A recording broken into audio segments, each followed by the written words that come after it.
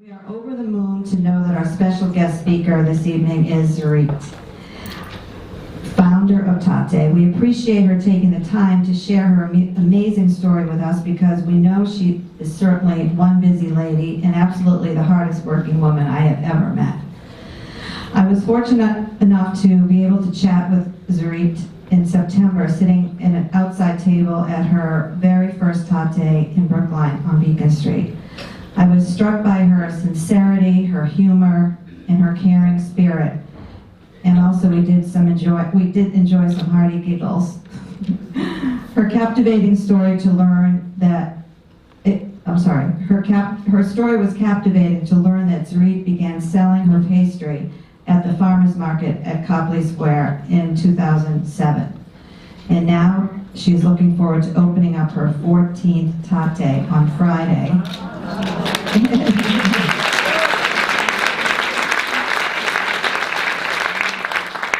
And the 15th Tatte in January. Listen to this one. So the 2020 opening plan is for 9 more locations. 4 in DC and 5 in Boston. Imagine that. It's incredible. Incredible. And actually, I have to tell you, it's the best 5 pounds I've ever gained. Okay, listen to this. So, Tzurit's pastries have been on Oprah's list of favorite things 3 times.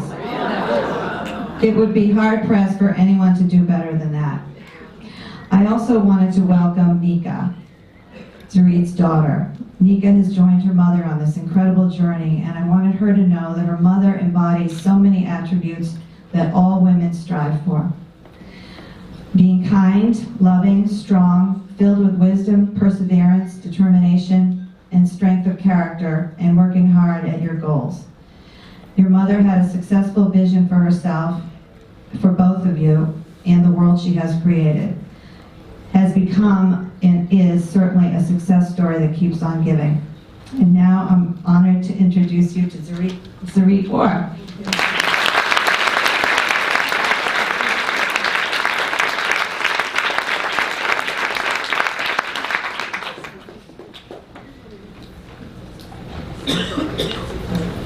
Yeah. Do you want that pulled up? No, I'm good. Does this go? Yeah, yes. No. I prefer not to hold this. Okay. No, it doesn't go. Okay. So I'll show. Hi, everybody. I'm so happy to. Louder. I'm so happy to be here tonight. Honored that I was invited. There are more than one way to tell the Tatte story, from a personal perspective, from the business. Stop you for just a second. I'm going to put you out here just a little bit more so the ladies over there can see you.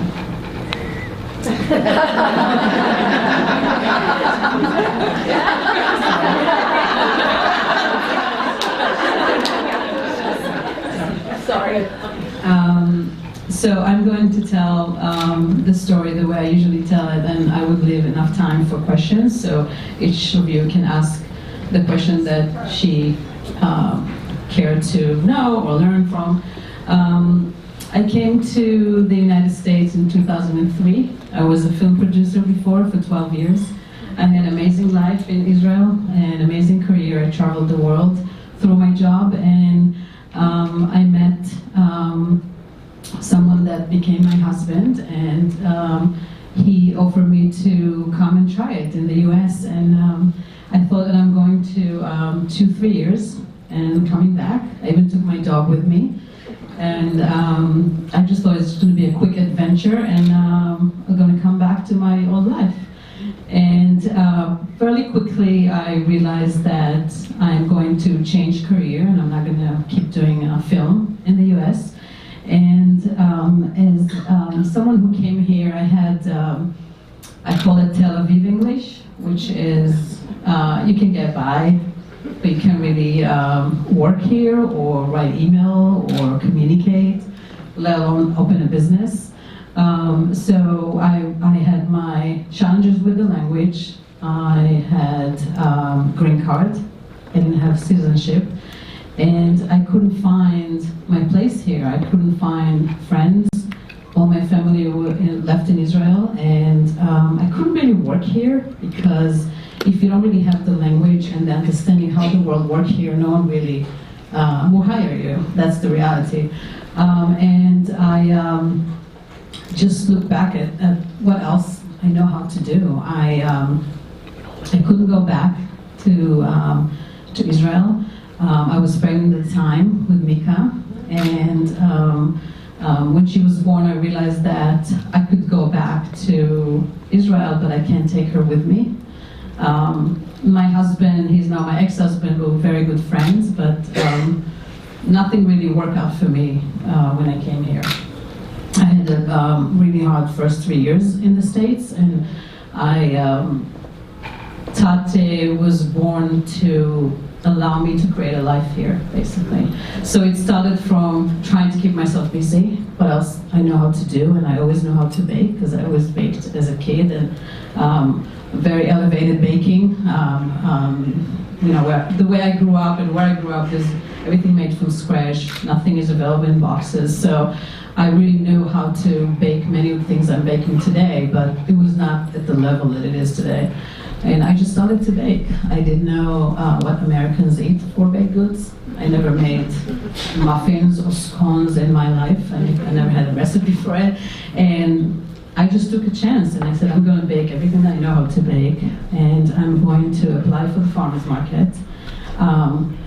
Back then I had to Google everything, because in Israel back in the days we didn't have farmer's market, because everything is really fresh, so there's no need to go to the farmer's market to get something that is organic or fresh. And I just Googled my way through Boston, what's Copley Square, what's farmer's market, and I just applied. And waiting to hear back, and I got a phone call from the Massachusetts Federation for Farmers Market, and they said the committee was blown away by your product, and you can choose any farmers market you want to be. And I said, does that include Copley Square? Because someone told me it's the best one. And they said, absolutely. And they gave me the corner right across from the public library. And I think it was the hardest year and a half of my Tatte life. I baked and stood the market. It was 24/7, and so I rented a house in Brookline, in College Corner, 3 stories house, and it was my bakery. And I started to stand at the farmer's market every Tuesday and Friday, and it was exhausting. It was, I used to come in, I let my husband to even count the money, because I didn't even have time to count the money. And I went back to the kitchen to make biscotti and brownies. Those are the high demand items. So I could not stop making them. And after one summer, customer at the farmer's market asked me to, they said, we want Tatte 7 days a week. We don't want just Tuesdays and Friday, 11 to 6. And they helped me to find the first Tatte location, which I just went for it. I just found the Brookline location. I never had business for food before. I never employed any employees in the US. It's very different than where I come from. And I just signed a lease, and I had 18 different credit cards to build the first Tatte. I'm not going to sugarcoat anything. This is like, it was really hard. When you come to this country, you have no credit, you have to build yourself. I didn't have anyone to help me, no friends, no family. I didn't know anyone, really. So I just started to gather credit cards, and I had 18 of them, and I had this giant Excel that I used to make sure I pay everything on time. And the first Tatte cost to build was $132,000. I remember the last day I paid it, and I was very happy. It was a big relief. So Tatte was born out of the desperate need to have a place for myself, be able to have my food, my pastry, and really a place to be. I didn't want to be home. I really needed a place to create my own life here, and it worked for me. I had one location. I had 10 employees, and I had what to do with myself in this country. Again, I couldn't go back. I could go back, but I couldn't take Mika with me. So I'm a very positive person. I'm very optimistic, and I decided to save myself and create a life here. So we get back to this later, but everything that the whole opera, 3 times opera, and people get excited for me it's just sometimes it's a noise, sometimes it's a bonus, but it's not. The aim of Tatte was to really create a place for myself, to save myself from what I found myself in, and that's where it came from. And after about 6 months, Brookline opened in 2008. After about 6 months, I was ready to grow. We couldn't do much of our food in Brookline because it was really, really small. The first location was 850 square feet all in. 500 square feet kitchen, bakery, and out of that kitchen we also worked with Dina DeLuca for 4 years. So I had a big trailer truck comes and park on Beacon Street, and I used to load pallets outside in the parking lot because the pallets couldn't fit the door in the bakery. I had chest freezer and I went up and down and load the trailer, so we made that work. So we worked with them for 4 years, and we sold in all their cafes in Manhattan. They really helped me build the brand in New York and across the country. And I just wanted to move on. I wanted to do more. I wanted to offer Tatte food, and I was approached to look into Kendall Square. Back then, Kendall Square was really a ghost town. And Tatte #2 opened in 2012, where we were able to really offer a full menu of similar what we have today. And I remember the opening day, I didn't think that anyone would show up. It was like, why wouldn't anyone even know we're opening? And I will never forget, we had a line out the door before we opened, and we ran out of food the first 2 months. And I was cutting vegetable in the kitchen and baking, and I didn't know where to be first. It was a really overwhelming opening, but it was. Then I realized how many people really love and connect with Tatte, more than I ever imagined. And through the years, for me, something that is crucial for me to have is relationship. And I have relationship with my employees, with my suppliers, and also with my landlord. And all our landlords are a very good friend of mine, and many of them were customers before. And every location I'm at was a landlord that either wanted to help us, that Tatte will help him to create a neighborhood, or join an existing neighborhood, or elevate a building. So we were always approached by landlord, and the store in Beacon Hill was I approached by the landlord, who was a Tatte customer in Brookline for many, many years. That's how we came to Beacon Hill.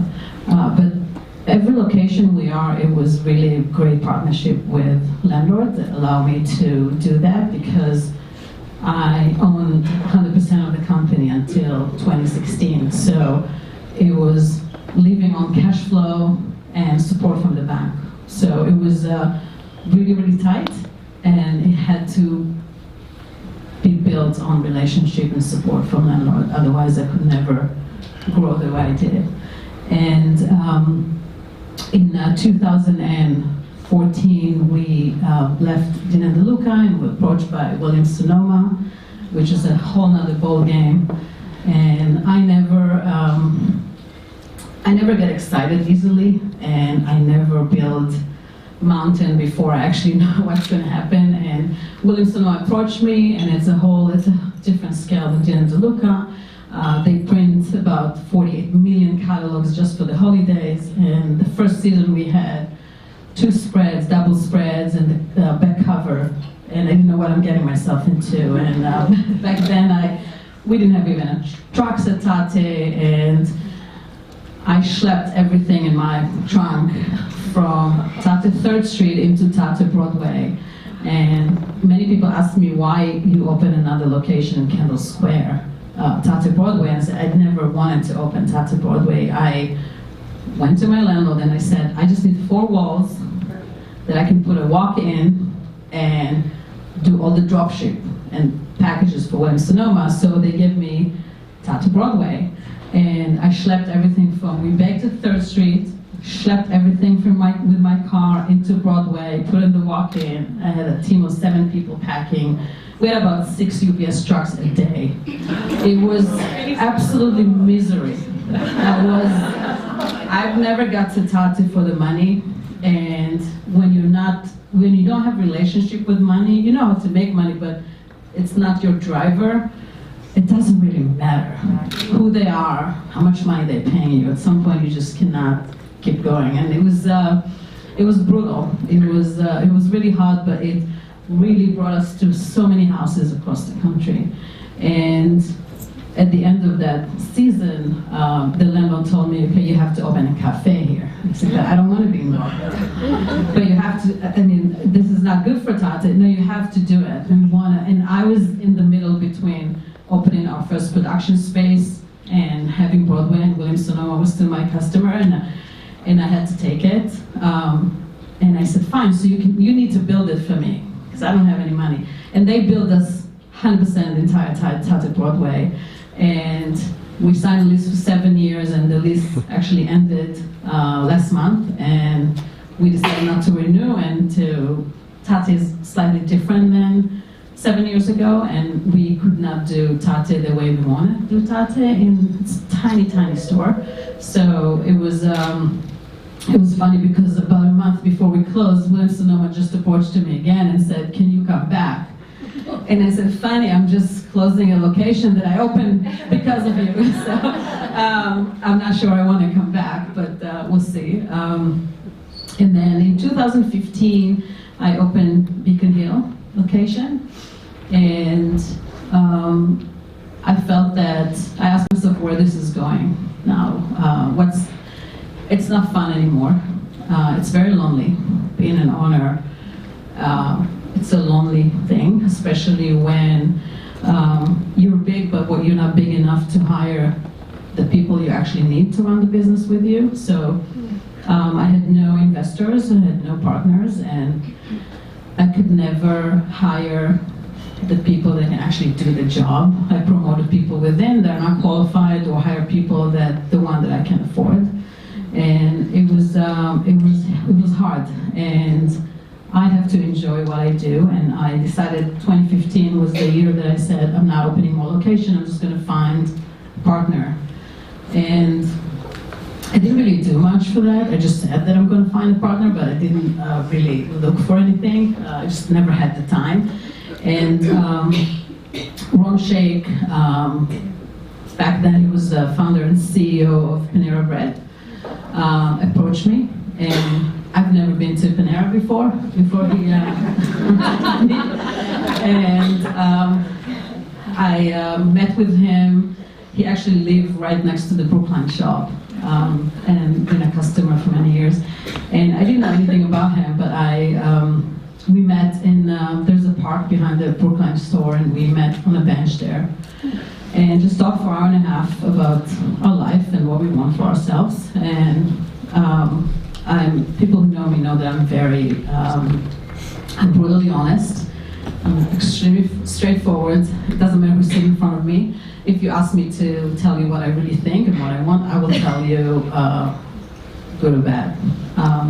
And he did ask me what I think about Panera, and I asked him if he's ready. And so it was just a wonderful conversation with someone that I don't know if people don't really understand that there are not many people who've been to create the one location and brought it to 2,300 locations. So sitting with someone that understands the grind, that understands the journey, that understands what you're going through and what you need to get to where you want to get, is really rare.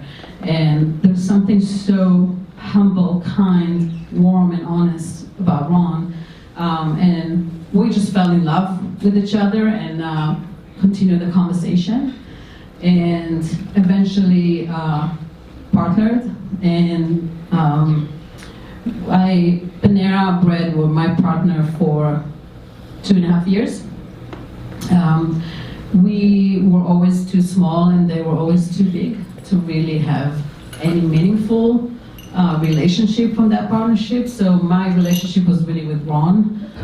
We met, we worked together, but beside helping us with our payroll and accounting, there was no relationship really of the day-to-day or anything like that. Many people have all kinds of speculation, but we were always too small for that. And Ron stepped down from Panera about 1.5 years ago, and he took Tatte with him.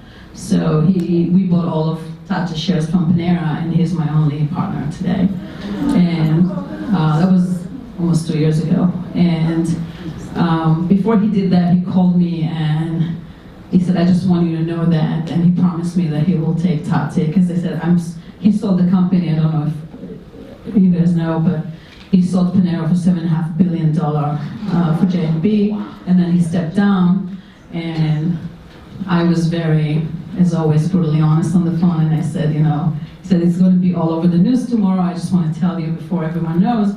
And I said, I'm super happy for you and proud, building company from private to being public 25 years and then taking it private and selling it for $7.5 billion is it's really remarkable. But I said, but selfishly, all I care is I did all of this because of you. So I just want to know if you're staying. And he said, you'll always be with me. And I knew what he meant by that, and then he stepped down a few months later, and we bought all of Tatte shares. So, and it's a dream for me because I've always did this partnership because of Ron. I've always worked with Ron. I met many people at Panera that are really remarkable people, but the vision, the values that we share with me and Ron, it was never more people than that. So.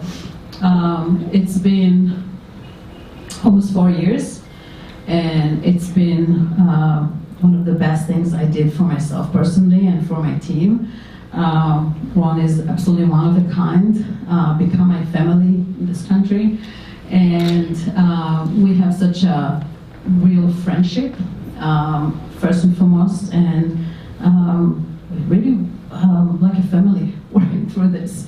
And Tatte, since then, grew. We have close to 1,000 people now, employees, and we just had a new president coming that both me and Ron know for many, many years, and it's been a blast. And I have the most amazing team of people that now allow me to breathe and to hopefully I would say probably in 6 months from now to focus only the things that I want to focus at Tatte.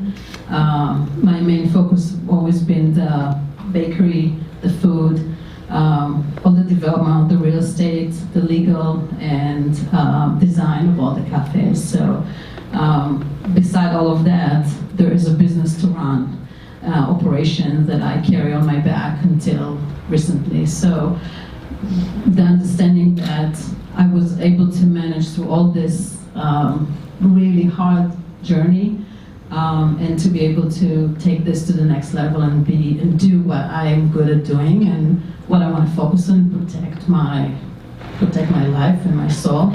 It's pretty remarkable. The journey overall is a very personal journey. We did many big things, and the opera, my first catering event was Donna Karan in her house, and it was horrendous, but it was, she's so lovely, and it was great to meet her, but that taught me what I never want to do. But it's, I created my home. I had 4 walls, I had a team of people, I had where to go in the morning, and I had a life here. And I finally could take a salary after 6 years. I worked 6 years without 0 income. It was more important for me to give raises and to be able to hire my team than to take salary. So to go through all of this, and that's all I wanted from it. I want a life here. And everything that I have now, and another location, and more people, and a little bit more money than before, and it's all, to me, it's a bonus and it's great, but I just really needed to create a life here. And Now I'm starting the next phase for myself and trying to understand what home and how you define home, and maybe starting to take care of my personal life a little bit, because it was beside Mika, who she's always the top priority for me. I absolutely married to Tatte. I don't want to sugarcoat anything.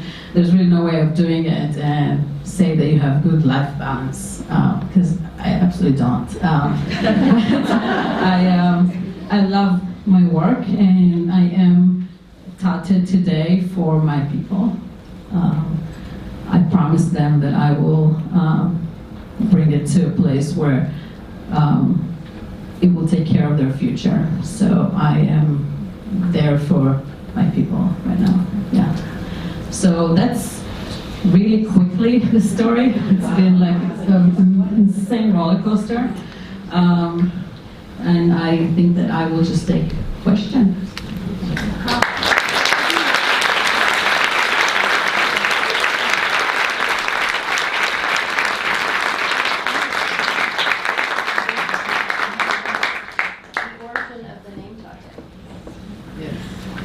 First of all, I'll say on the question, you can ask anything you have on your mind.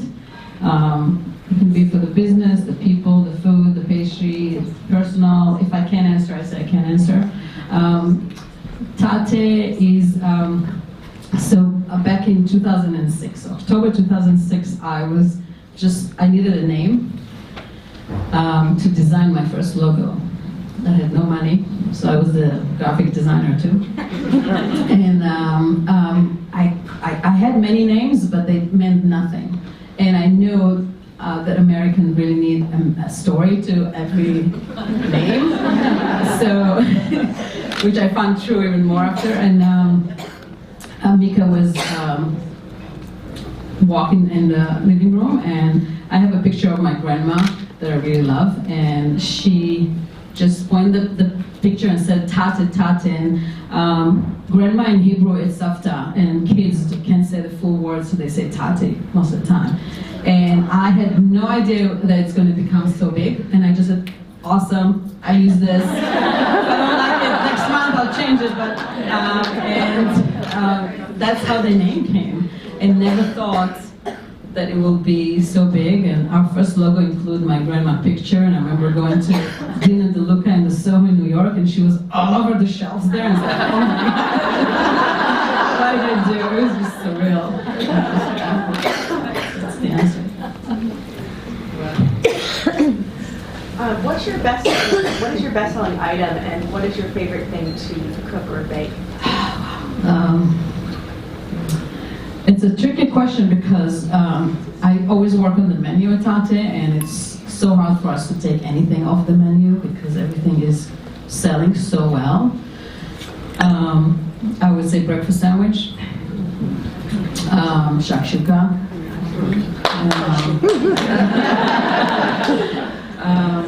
and I love to bake anything with fruit and nuts, but mainly fruit. Yeah. I have a way of looking at how you treat vegetables and fruit in general. So. What about the nitty-gritty? Was it hard to get permits? I mean, when you started out, what about the licensing and the permits and all those kinds of things? Did you have So very quickly you learn that America is really, they have a person for everything. And they're very by the book. And there's a hearing for everything you want to do. Sometimes even more than one. I'm a, wired as a producer, and I'm very, by the book, on schedule, budget. So the way I built Tatte was based on friendship. So our health inspector are friends of ours because we're very by the book. So I just put my head down, built a great brand. And came to the hearing, and they trust me that I have a good intention. And since then, every time we go to a hearing, it's pretty smooth. And when I go to a hearing in Brookline, the selectmen start to ask me why I took this from the menu and that from the menu. It's always so. I just really think if you're like genuinely doing great for people, and really follow the rules, it shouldn't be a problem. Actually, Beacon Hill was our longest process. And after a year and a half of going through zoning, they told us there was a mistake. No one updated the maps of the area. So anyhow, it was a long story, but it was a year and a half process for permitting. So can you tell us about your films in Israel? So I started in commercials, anywhere from diapers to yogurts to all that. I did a really cool commercial in Hungary. The first commercial we did in Israel that was in Hungary. We actually bought a wheat field, and it was for Danone, the yogurt company. And we had two girls on a big tractor, and they harvest the whole field with the Danone logo, with the Aerosmith song. It was a pretty cool project. So we did all kind of things like that. I did a commercial for the Israeli airline back in the day, so we closed a whole runway in JFK for it. I mean, some really cool stuff. And I did a project, one of my last projects was 6 months in Rome. I did a history movie on Rome that is still there in Via della Corso in a castle. Project that the audience did on simulator and move with the movie, so it was pretty cool. I made sure that I do documentary or any project that I can learn from, because there a lot of money in advertising commercial, but there's no soul into it. So after a few years, you just need more than just money. I have a question here. So, living in Israel and growing in Israel, you must have served in the army. I did. Army experience helped you in dealing with business issues. First of all, I think probably the best 2 years of my life in the army. I was in the tanks, loved it. Wow. In the field, I was in Gaza and Lebanon and wherever I can. It gave me perspective on life, I think, and what matters, and what does "I got your back" mean. It's funny because my early team used to say, "We got you, we got your back," and I have a different meaning for it. When I tell you I got your back, I'm there for you. You'll be fine. So I think that's what it taught me. I think being a film producer and doing some logistically impossible production allowed me to build Tatte, because it's some of my production were logistically much more challenging than building Tatte. So. Yes, you said when you came, you were on a green card. I came on H-1B visa. H-1B. To the worst. So can you tell us about your process with immigration and where you stand now? I'm a citizen now. Good. I have a huge sensitivity to all immigration. I wasn't treated nicely, so if you're on a visa and you go visit your family and you want to come back, I was always treated as a criminal. So I remember Mika was 4 months old, we got to Newark, they immediately take you to a basement, to a room, and keep you there for no reason.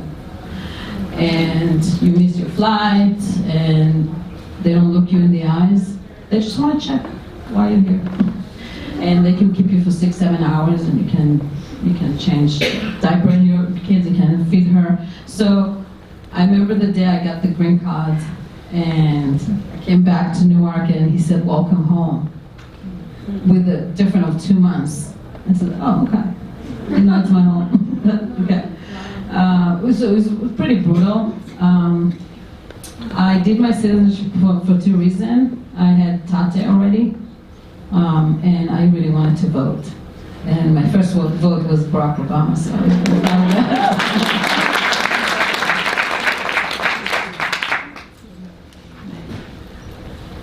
Can you tell us more about the South Boston location and how you're doing that? the South Boston or South End? No, aren't you doing something in the South End? I'm Yeah. sorry, no, in South Boston? Yeah. You're doing, So we were looking, it's very hard to find a big space to do production. And Tatte grew, we grow so much that we are producing now in 3 different kitchens. And we found a space in South Boston, and I approached the developer, which is National Development, which is one of the most wonderful developers in Boston, and went to beg for my life if they can give me the space for 5 years, because they demoed they bought 12 acres in South Boston, and they're developing the whole area. They want to really build something really beautiful.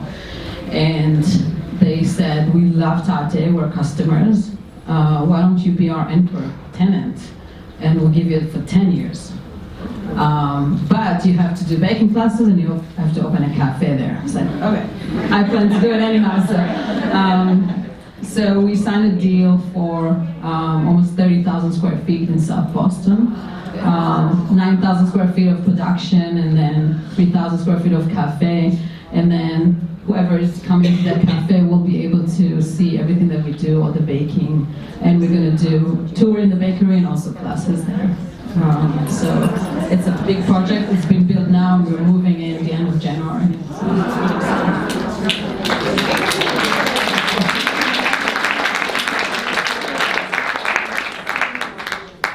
I want to compliment you on all of your pastries, particularly the gluten-free. Is there any hope that you'd expand the gluten-free menu? You know, we have a full gluten-free menu. I want even more. We have food, and we have many of the desserts. So there is actually a few thousand square feet we left empty in this project. So I could do either a new gluten-free line for Tatte, or go back to the one in Sonoma, one of the two. So gluten-free is like, there's a big demand, and it's really easy to bake gluten-free for me, and so I might do that. Thank you. You spoke a lot about the importance of relationships. How have you found the evolution towards mobile ordering and things, those different technologies have impacted your business and the ability to connect with? So it's interesting you ask me, because we're now dancing around the mobile app for Tatte. I'm absolutely against it. I'm sorry if everyone likes it. I think part of the magic of Tatte is that you can actually go in and be there and gather or sit by yourself and meet people. And I'm all about relationship and neighborhoods and community. So we don't have any app. You're in the right place. That's the right place for you. And we don't have any delivery. We really want people to come in, and so now I was able to win, and we're not building an app yet. So yeah, I many times sat in my house and really wanted to order Tatte and wanted delivery, but I didn't give up for that. So everyone doing the app, everyone wants you to go in and out quickly. They don't want you to sit, they don't want you to stay, they don't want to serve you. And one of the good example of Tatte is the Summer Street downtown. When we took over the corner, it was really my mission to create a gathering place in downtown. Because if you look around you, it's all on app and it's all go in and out. And I said, this space will be busy 7 a.m. till close, and you cannot find seat there with people doing their meetings there and gathering, and it's so good. It's the middle of downtown. So it's, you have to protect that. Where did you get the inspiration for that vision? You're very avant-garde, right? Creating this space For the design? No, this love to have people gather, to have people meet. It's like a rework thing, but we you know, you're getting people together. I grew up in a kibbutz where it's all about the collective, it's not about the individual. And I grew up in a world where there was no phones. We're the first family to have a color TV, I remember that. Where everyone really gathering together. And that's how I see the world. And I think it takes different meaning at Tatte because I created Tatte so I meet people and I can be me who I am. And I didn't have anywhere to go and just read a book or work on my laptop or really get the coffee and food that I like selfishly, and I will protect it forever. And I think you see many people sitting at Tatte by themselves and they don't feel lonely because it's very warm and welcoming. And it was really the need that I had to create that. And there's so many people like me out there that are really lonely or immigrants and trying to find friends. So, yeah, it's pretty magical.